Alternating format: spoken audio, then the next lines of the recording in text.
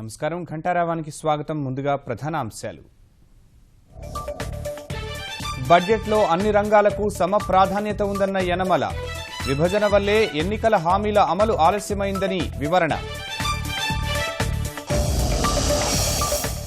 అవినీతిపై చర్చకు సిద్ధం. వైకాపాకు సీఎం సవాల్. ప్రతిపక్ష సభ్యుల తీరుపై ఆగ్రహం.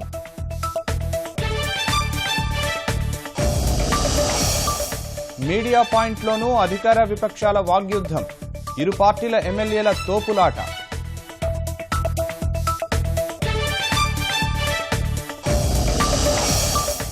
అయోధ్య రామమందిర వివాదాన్ని చర్చల ద్వారా పరిష్కరించుకోండి.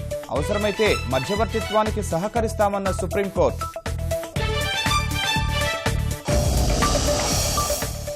భాజపా ఎంపీల వ్యవహార శైలిపై మోదీ తీవ్ర అసంతృప్తి. సభ్యులంతా విధిగా పార్లమెంటుకు హాజరు కావాలని దిశానిర్దేశం. తమిళనాడుకు రోజు 2000 క్యూసెక్కుల కావేరీ జలాలివ్వండి. కర్ణాటకకు సుప్రీంకోర్టు ఆదేశం.